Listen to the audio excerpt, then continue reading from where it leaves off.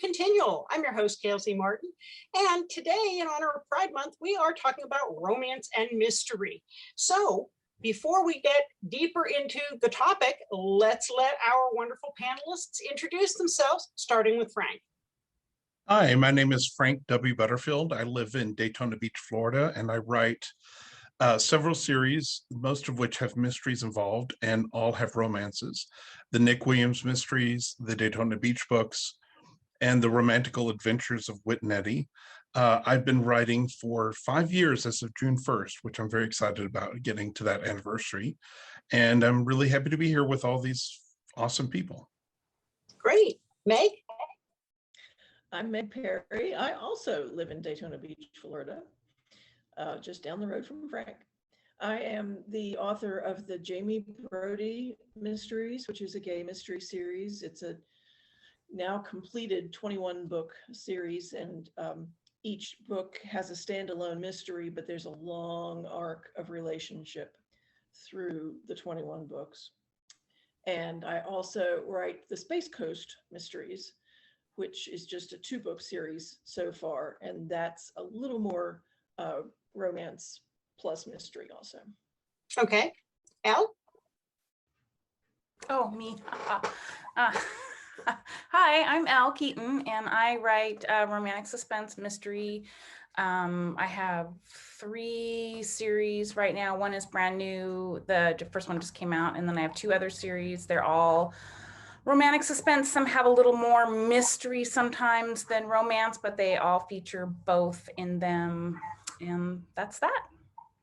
Okay, Stephanie? Hey everybody, my name is Stephanie Burke. I'm also known as Flash. I'm a USA Today bestselling author who has published at this point a little bit over 100 books. And my writing runs the gauntlet, everything from LGBTQ to romance to erotica to mystery to horror.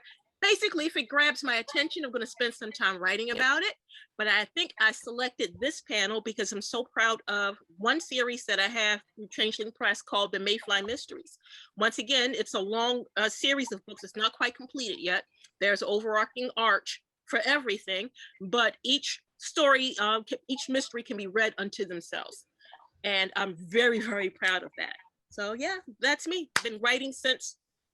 I've been writing for over 20 years. I'm a dinosaur at this, so just don't hold it against me. And Shane.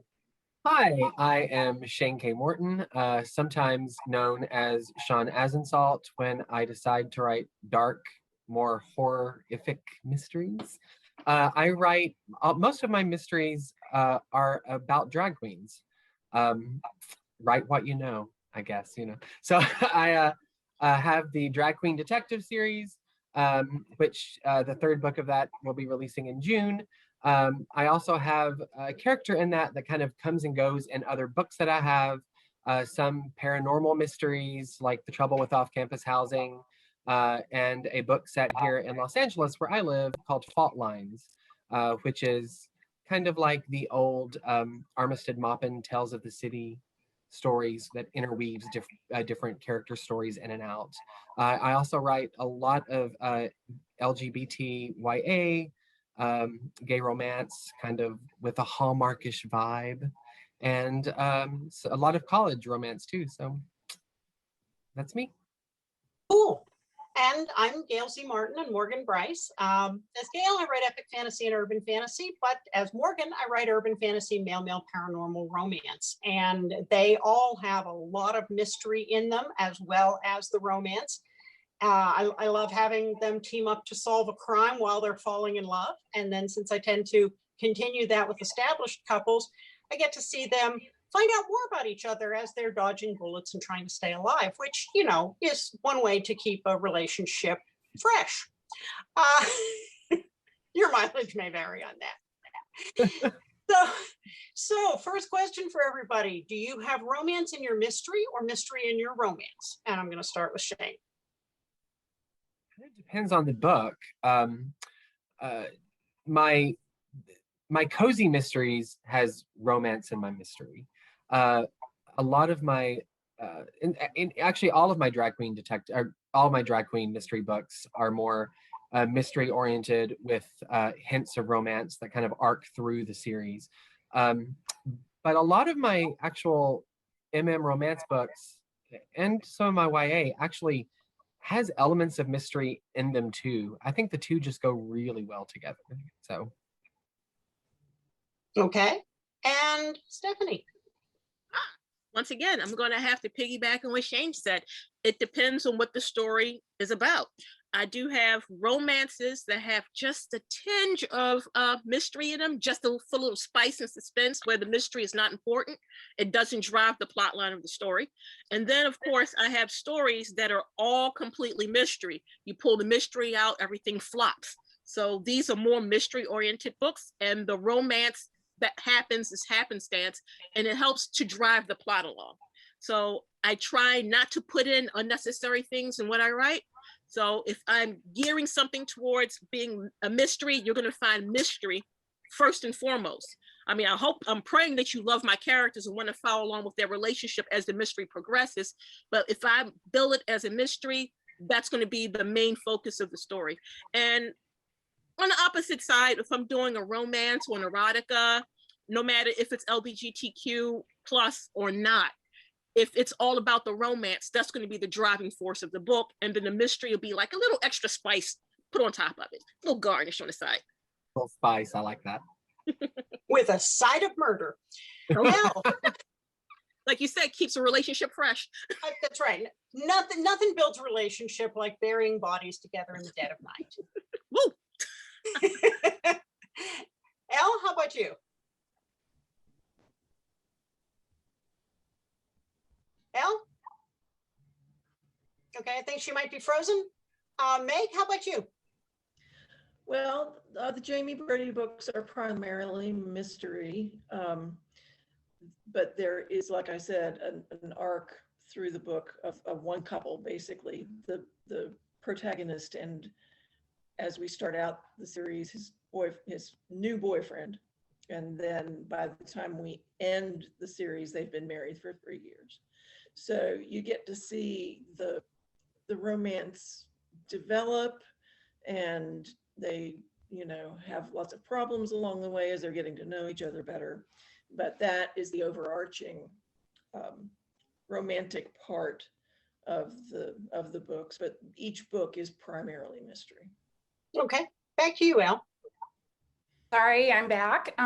Let's see. So most of my books I consider equal. I do have one series my series on my right there, that series is the same couple series. It does follow several different mysteries with an overarching mystery as well, but and then the romance builds over the 3. Until they don't get their HEA until the 3rd book. That's just how I ended up writing that one. I'd say that my longer series is some of the books, depending on the characters, because they're set in the same world, but different characters in each one. So depending on the character's job, like if the character is a detective or something, then yes, the mystery is right there, because that's what they do and that's what they're solving, and that's why where the interest comes. But if some of them it's more external in terms of the fact that they're being affected by the suspense or affected by but I still think mine are pretty equal. I did have someone tell me they thought my new book was more mystery than romance, but I don't know. I don't think that myself, but that's okay, right? I love mystery and romance, though. That's always been my favorite genre, and I love writing it. Okay, Frank? Well, my books are probably equal part romance and mystery. I'll piggyback on what Elle said. But as I've been listening to everybody else, I've realized I actually write different kinds of mysteries even within the same series. So in my main original series, the Nick Williams mysteries, there's noir-esque at the beginning. That series starts in 1953, goes to 1967. But when we get into the 60s, it actually becomes more television-like. And in fact, there's even one mystery that happens around the set of the Perry Mason show, where a body is dropped off in Perry's bungalow, and he calls them and it's like, come get this body out of here and deal with this because I don't have time, because their shooting schedule was insane. But then as that series evolves in time, that when the series ends, the characters don't stop, they just move into a new series, and that the new series is more like movie of the week kind of mysteries, kind of like the Rock Hudson and Macmillan and Wife, that kind of format. And in fact, Rock Hudson is in a couple of the books.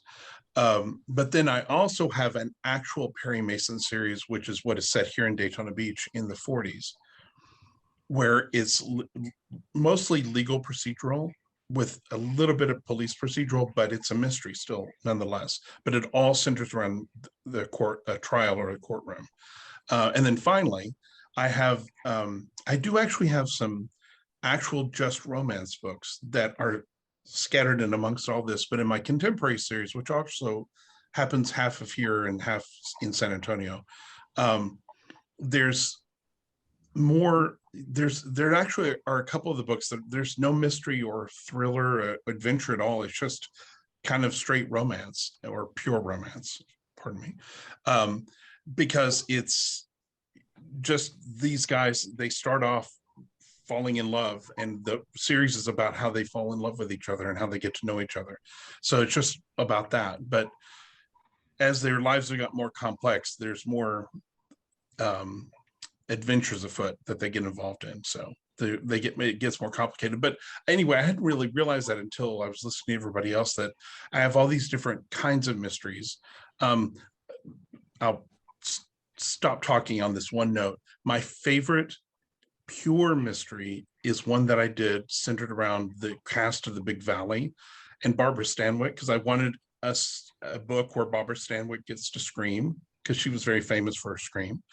And so in that book, it almost follows an Agatha Christie formula, and it's probably my most straight line.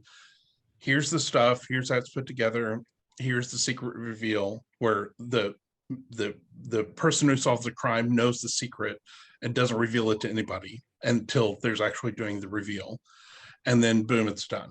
And that was a lot of fun to write, but in that kind of format, I don't think I'll ever write one again. It was like I needed to do it, but now I did it, and that's done. I like things that are a lot looser and a little bit more realistic, actually.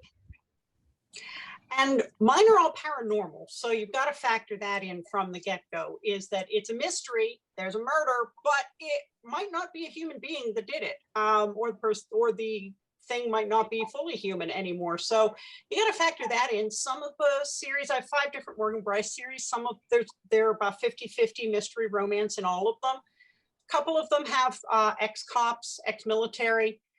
Some of them have a different mix of folks, and they're set in 5 different locations. One series moves locations each book, and that always factors into both the paranormal side of things and who gets killed. I don't think I've attempted as many different subgenres within that as Frank has, but it's fun to come at it sometimes from the point of view of people who may know a lot about hunting supernatural creatures, but not so much about hunting human murderers or enhanced human murderers. And other times you've got cops who are really good at hunting people, but what do you mean it's a creature? What do you mean there's magic? And so that complicates things as well. And I want to come back to something that Frank raised, which is all the different flavors and subgenres within mystery: the Agatha Christie side, the police procedural, the thriller, the the regular whodunit, the noir, the amateur sleuth, the Sherlockian side. So which of those, if any, do you write, or do you write a mashup of that? And what can people expect from that in your books? Stephanie? I'm a little bit like Frank. I delve into a little bit of each of those subgenres. It depends on what the story is telling me and how the characters develop, actually. So I have things like the Mayfly mysteries. The first one is the case of the dead frat boy. that is right there obvious. This is going to be a detective, amateur detective mystery. There's a case, there's a dead frat boy, who done it? But there are also some other mysteries that I've done that would fall into like almost like a police procedural, just because I know this information and the characters lent themselves to it. I had a character who was a police officer who was going through some trying stuff. He met this wonderful girl who just happened to be a guy, and he's like, wow, you're in drag and I'm confused about my sexuality. But that's a side note. Somebody is slaughtering people at the strip club. So that just basically turned into a police procedural because my character was a cop. So he's going to follow along those cop lines. But like you said, when you bring in the paranormal and that fish out of water, it's the fish out of water that generally tends to make the whole story and makes the plot line run. Because all along I had this gorgeous drag queen behind him going, what is that? Why is this happening? And oh yeah, I can read minds and read emotions of people in the room. And he's like, of course, I can't use that in court. Okay, my job is to catch the bad guy. And I have to also see to it that they actually get prosecuted. Your emotions and your feelings are not helping me here. And that was kind of a mad capper, but it was police procedural because one of the characters were police.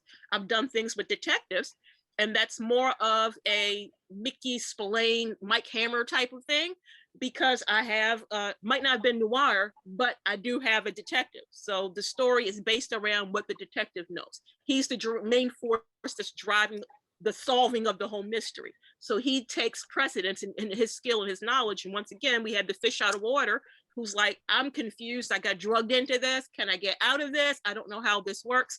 And they hang on with each other because, you know, that builds a little bit of tension when you have that miscommunication and that, you know, that contrast and drama between the characters in addition to the other mystery. So I'd have to say I write a little bit of everything, but it's all dependent upon the character and how the story develops. So I mean, I might sit down and plot out something, and then what I wind up is something completely different. And it's all about what the characters want and desire. Because if you know you characters, you have nothing going on. It's true. Shane? I write a little all over the place, I think, when it comes to mysteries. The one thing I don't write is real procedurals. I don't really watch that on TV too much either. It's something I don't really feel is in my wheelhouse in terms of the cop procedural type of thing. I like Murder, She Wrote with drag queens is pretty much how, you know, the way I talk about my drag queen detective series. And I kind of like those cozy mysteries, like the TV cozy mysteries. So that's kind of where I think most of my mysteries tend to go. But the first book I wrote was a paranormal drag queen mystery. So completely different than, you know, a lot of other stuff I've written. And then some of the other mysteries I wrote are more amateur detective, but not really cozy, more like a contemporary mystery, I would suppose. So I kind of write a little bit all over, but I think I prefer the cozy mystery genre when I'm planning on actually really writing a mystery. That's typically where I kind of am sliding into most of the time now. So, but I would be tempted to do, and my dark mysteries are definitely not cozies. They're kind of a blend of horror, sci-fi, and mystery together, I would say, with a lot of kink typically in them. So yeah, Sean likes it dirty, but Shane writes it cozy, you know. So, but yeah, I think that's typically where I tend to go. Okay. And Frank, I know you've touched on some of this before. Anything to add? Well, yeah, my main characters in the original series, Nick and Carter, they're moving through their lifetime. And so they're going to go all the way until they pass away, which will be in 2008, which everybody knows. That's not a big surprise. So the current series that they're in, like I said, is going to be like movie of the week kind of stuff. And that'll go until 81. And I've already written a short story that takes place at Christmas of 81 in New Zealand.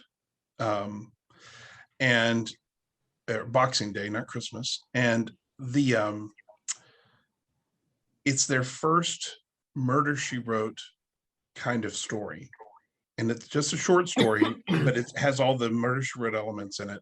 And so that basically starting in 82, they're going to be doing just Murder, She Wrote until the 90s, mainly because I need to get them out of San Francisco in the 80s, because I can't write, because even now just talking about it is making me tear up.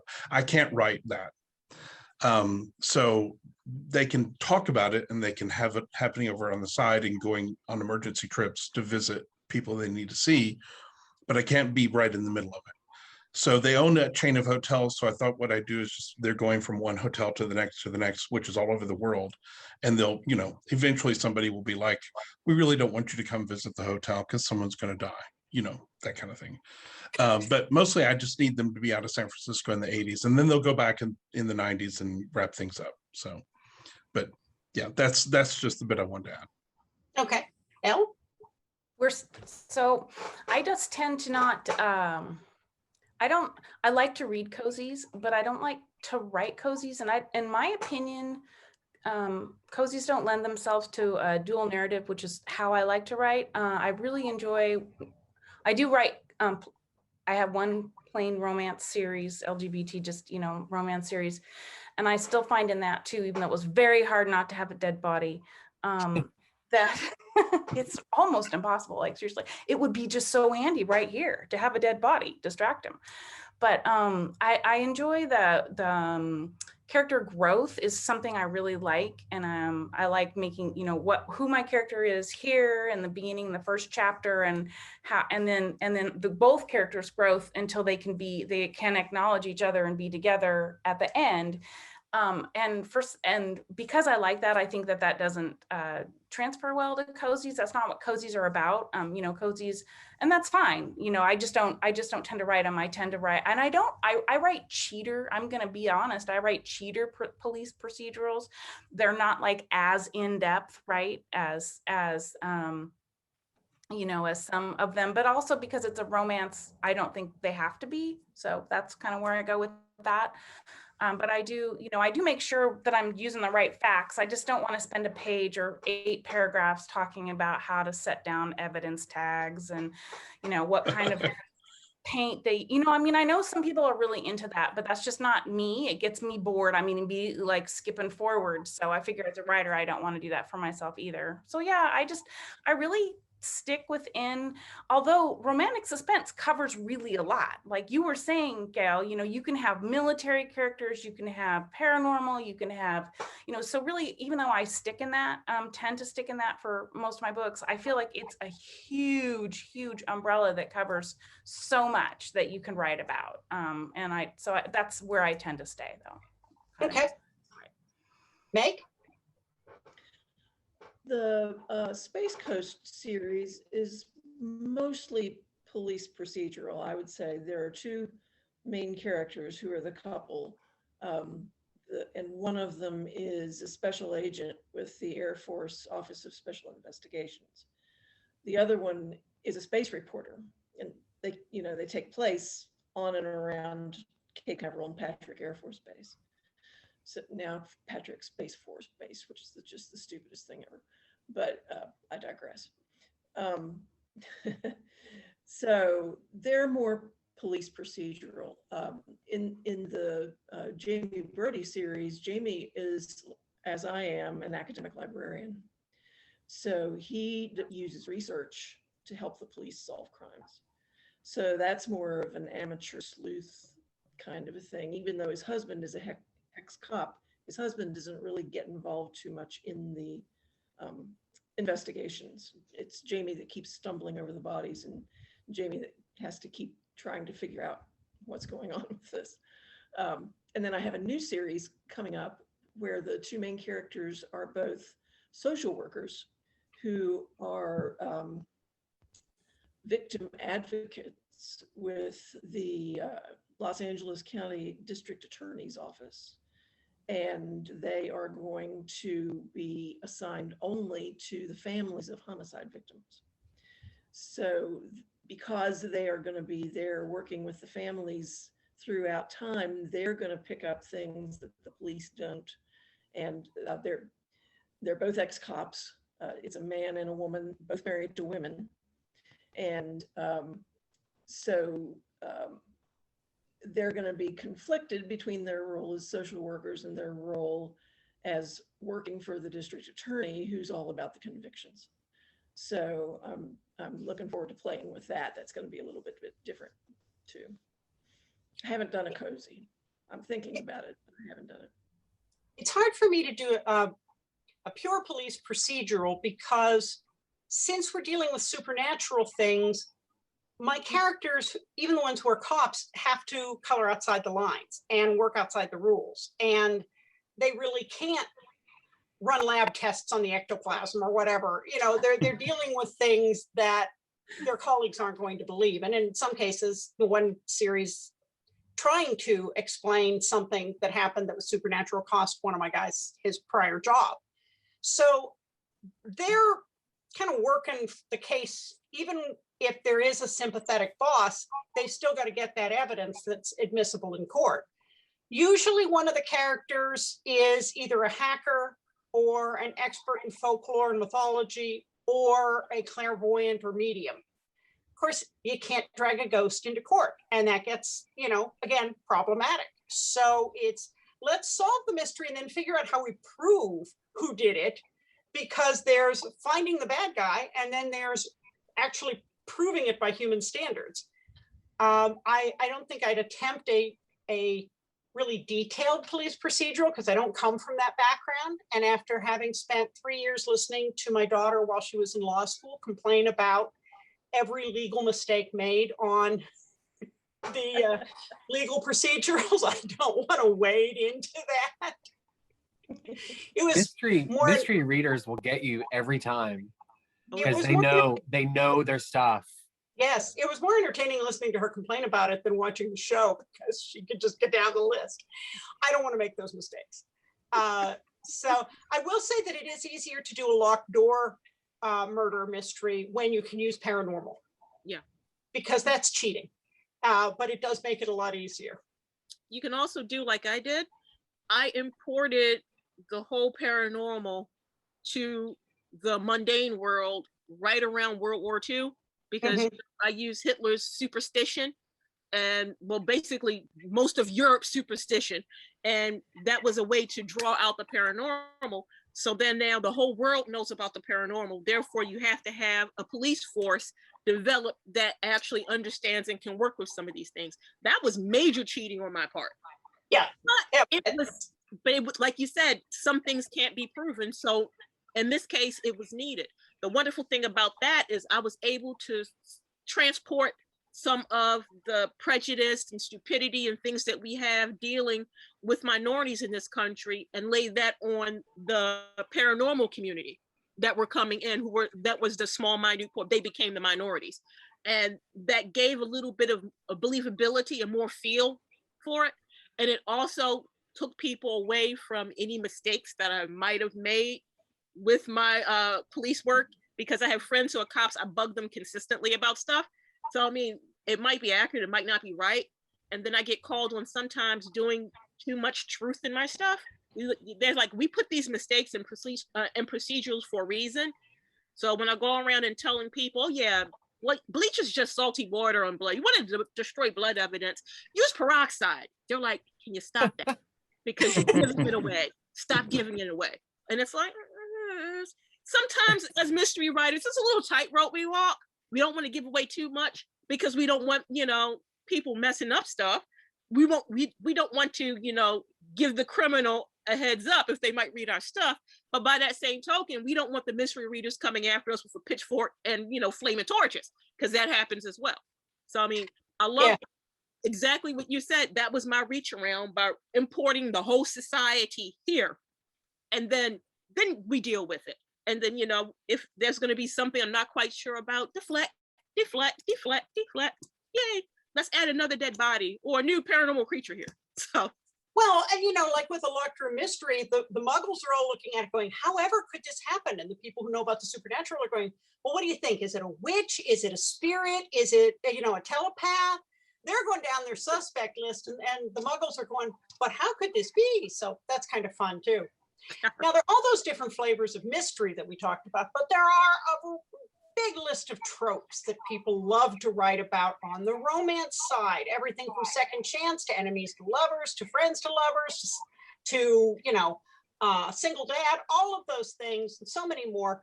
What are your go-to tropes? And I'm going to start with Elle this time.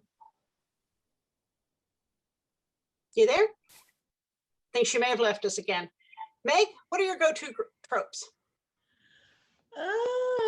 That's a good question. A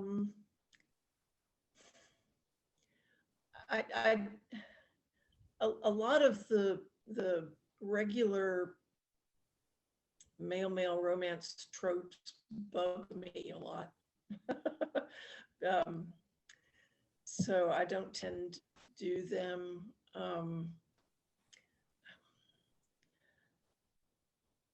I guess I have a little bit of meet in the middle of a murder. If that's a trope? It certainly could be. Yeah, meeting cute Could over be. a body. Meet cute over a body, yeah. Yeah. Meat blood. Be Yeah. cute over a dead body. I love it. Yes. And a lot of initial arguing when they're starting to get together. It's not all smooth sailing from the beginning. All of my couples seem to fight a good bit at the beginning. I'm not sure if that's a trope either. Yeah, definitely conflict. But I don't really do angst, and I don't really do. I do friends to lovers. Yes, I do that, and don't really. I'm trying to think of what else. I think that's about it, frankly. Okay. Elle? Favorite tropes. Well, I do friends to lovers a lot, or I have done it quite a bit. I tend to use, or second chance isn't always friends to lovers. It can be kind of that. I like to have a tortured character, and not necessarily angsty, but somebody that's really has his own demons, and sometimes that doesn't really matter what trope you use. If that one person is very, needing to change or grow or accept something about themselves, then that can just make the romance just that much more complicated. No matter, sometimes I can't actually figure out what trope I like, because usually I like stuff like found family and, like I said, friends to lovers. I don't do enemies to lovers very well. I know we've talked about this before, Gail, but boy, I try to do enemies to lovers in about 2 pages, and they're like, "Oh, I like you." I'm like, no, you can't do that. No, it wasn't just a big misunderstanding. So anyway, I guess those are the ones I guess you could call out. Opposites attract, age gap, different, like the one I just real trouble there. That's definitely second chance. And opposites attract, but they still don't know each other for very long, because they knew each other for a short time with the big time in between, and then this book only takes place over 4 days or something like that. So that's kind of where I am.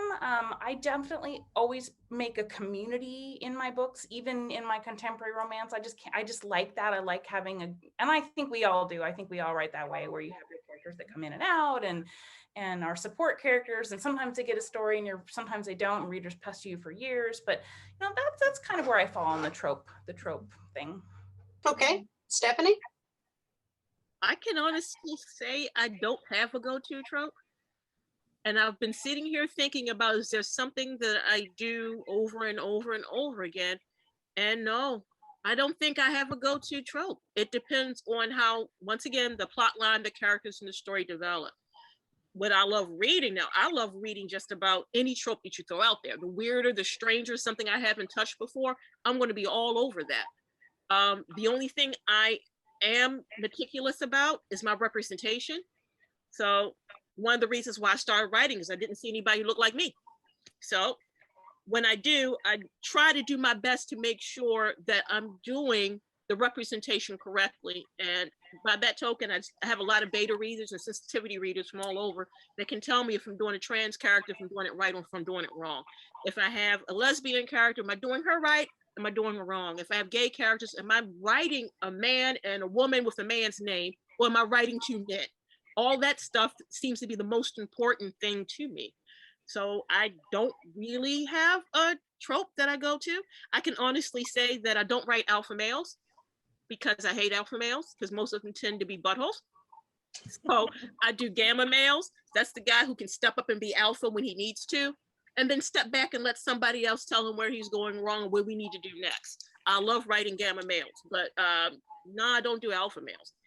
But I like reading when other people do alpha males. I just can't do one right because I hate him and I'll kill him off within 3 chapters of the book. And it's like, oh no, you can't kill him. He's the main character.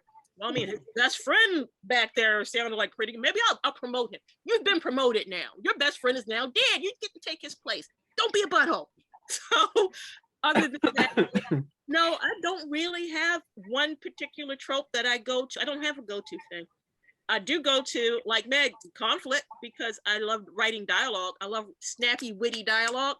So I will have some conflict. They can be best friends and perfect for each other, but they're going to have some of that in there just because it amuses me and it makes the, it makes the characters more believable. You can do development and growth so much just in conversations. So yeah, that's me. I guess I'm the trope killer. This is where tropes come to die. A lot of those puppets. Give me a good trope that's somebody else. Oh yeah, I am in that. I love it. I love something new. And give me something that's going to be, that's going to knock my socks off. That's going to twist me around and make me think. That's the kind of stuff I love. And then it's like, why can't I do something like that? Wait a minute, maybe I can. Let's try it this way. But yeah, no go-to tropes. Sorry, I feel like a disappointment as a writer. Not at all. Frank, how about you? Well, I'm infamous for one particular trope, which is insta-love, which I didn't realize I was doing. And it's so funny because I'm going back through my first 32 books and redoing covers and whatnot to get ready for my 5th anniversary thing. And I came across a review from book 4 where the guys gave me 5 stars, and he's like, yeah, but there's this insta-love, like they're always falling in love. But the other thing he said, and other people said the same thing, and I don't know if this is really a trope, but that, remember, this is all taking place in the 50s, that everybody that the main characters were meeting were all gay. And I'm like, that's not a trope. That's actually what happened. That's literally how it worked up until like the 90s. And when I came out, that was certainly the case. Like, I could isolate myself into a place where I would never be around another straight person at all, and did that a couple of times. I mean, other than maybe like the bus driver or the person in the subway, but that doesn't really exist anymore, but it did not too long ago. So I don't know if that's a trope, but anyway, so the insta-love, after I kind of digested what this person was saying, and more than one person said it, I realized, actually, why not just lean into it? And I realized, yeah, actually, my main character, the primary in all of the stories, Nick, basically he has like this little magic wand, and he can always, there's a great little short story I wrote that's set at Mardi Gras in 75, and they're standing on Bourbon Street, just this massive crowd of people, and they're right in front, like at that corner where all the gay bars are. And he just is like, that one goes with that one. Basically, that's like, there's this whole little scene where he's just like, yeah, he's the guy you should date, just like out of a crowd. And he becomes kind of famous for that. In fact, people talk about it in other, when they're talking about him, they're like, yeah, well, if you need to find your soulmate, just go talk to Nick, because he'll figure out who it is, like in 5 minutes. And that's become a kind of a running joke. But also, one other kind of similar trope, though, is going back to the everybody is gay, is another one that people pointed out that I was doing without realizing it, was he always figures out who the gay cop is. And if there's the entire police force, one cop is assigned to him, that will be the gay cop. And so like by about 10 or 15 books in, other characters are like, well, I see that Nick has found the gay cop on the Marseille police force. And so Ta-da, here we are. And that happens in almost every single story where he has an interaction with the police. And he's always like kind of pulling these like, I was really scared and I didn't know what to do, cops out of the closet. And he has this really large company where he can employ them. So he's like, okay, I'll just put you here. So anyway, but yeah, Insta-Love is really the one. It's the one that it's all over my books, all over it. So it's fun if you want to fall in love immediately. Yeah, sometimes you see people in reviews go, but the characters fell in love too quickly. And I'm there, I only had 200 pages and it's a romance. This is not Game of Thrones. They didn't have 1,200 pages to make this happen. How long did you think it could take? Shane, what about you? I'm twinsies with Frank. I love Insta-Love. I told you I watch, when I just don't want to like be bothered by the world, I turn on Hallmark, right? Like I watch a Lifetime movie, you know, like, yes, I know, Stephanie, and I don't blame you, but they're like my comfort, like a blanket you just wrap around. And Insta-Love is just kind of the same thing for me. I did realize I've never done a friends to lovers trope, which is really strange because I do a lot of found family. It's kind of a recurring theme in almost all of my books. But Insta-Love, second chances, age gap, I've all done quite a bit. Enemies to lovers, in my darker books, typically kind of go down that route. When I'm trying to write sweet, I cannot write enemies to lovers either, Elle. It always changes. And I'm like, okay, this is not what I thought it was. I also like a lot of geek trope, geek jock trope. Being a giant geek, I write myself in a lot of the books, at least part of me.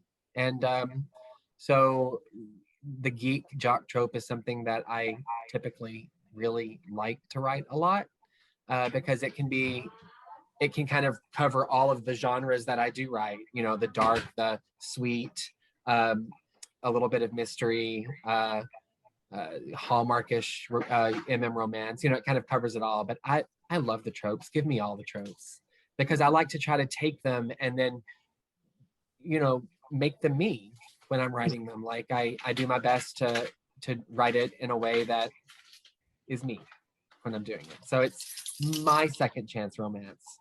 And then my second chance romance again, because I really like that one apparently too. So I'm a big Her Comfort fan.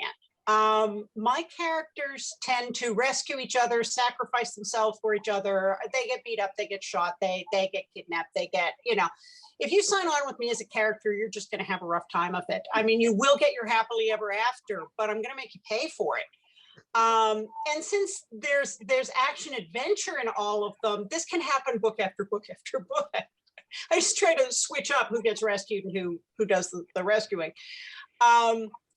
In fact, I even start with where the bullet holes are, you know, who's got the scars and who adds to them. But I've been a sucker for Her Comfort for years. I love Second Chance. All of my guys come with their wounded warriors in one way or another. They come with baggage. And part of it is getting them comfortable enough to start unpacking and thinking that they might actually stay or that the other person might stay and might want to. So exploring that is always a big piece in mind.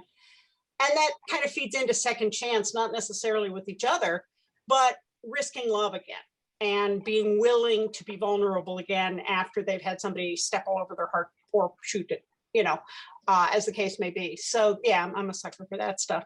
Well, folks, we have gone through our time it's gone so fast. So before we wrap up, let's go around and let everybody know if you have something new coming out or a recent release, and also where people can find you on social media. So Shane? We can't hear you. You're muted. how did that happen? I have no idea. I didn't do that. No, I did. So you can find me mainly in my readers group on Facebook, which is Shane's Sweet and Salty Readers. We have a lot of fun. You can also find me at Christopher Shane with a KRISTOFFERSHANE on Twitter. My Twitter game is not good. I'm just gonna be really honest with you. But if you want to follow me, feel free. And then my Instagram, Shane Morton Author. And I do have the third book in my Drag Queen Detective series. This was the first book. Is coming out June 14th, and it is called Himbo's Homicide and Heels.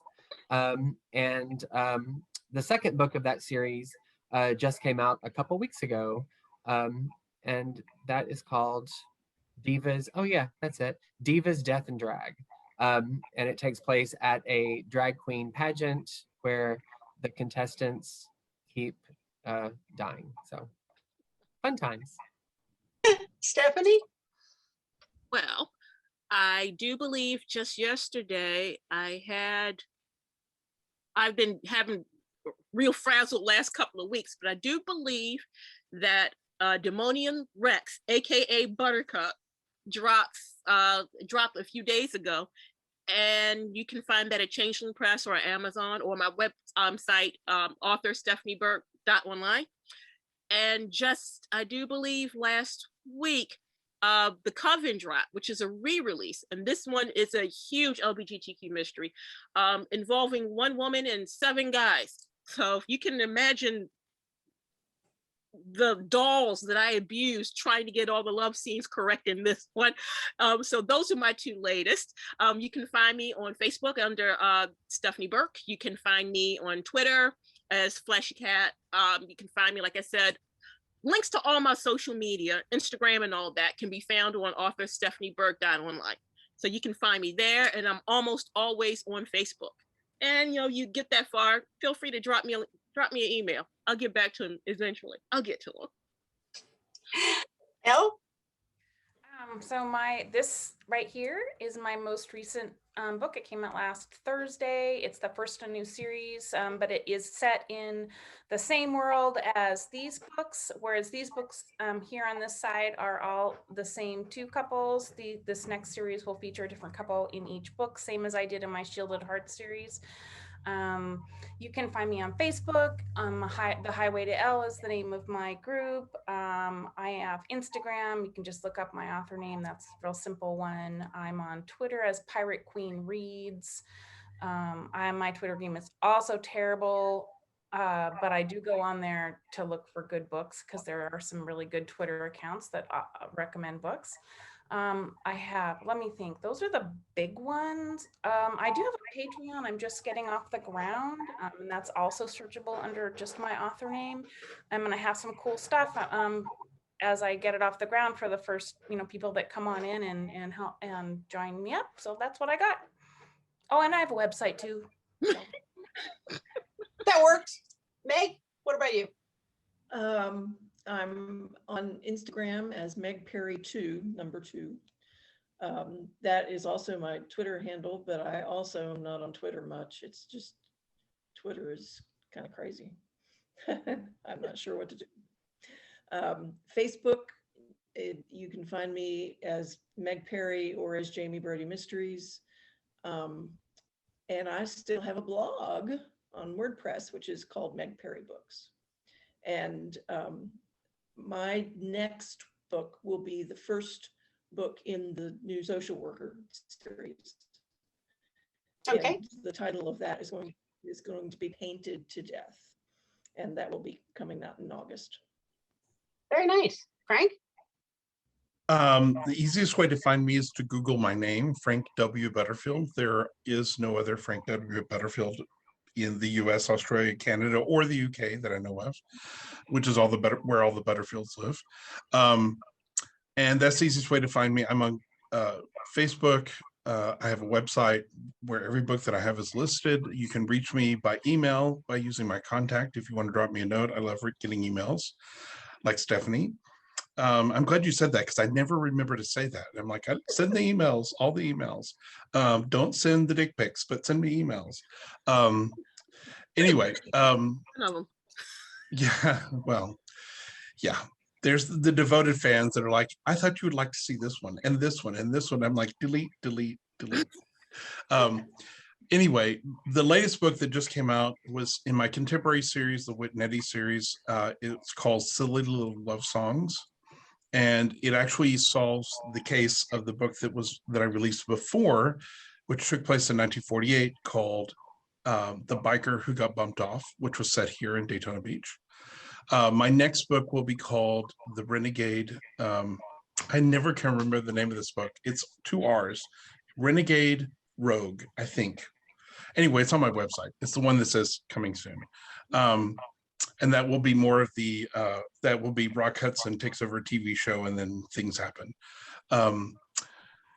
And yeah, so anyways, the easiest way to find me is just Google my name, Frank W. Butterfield.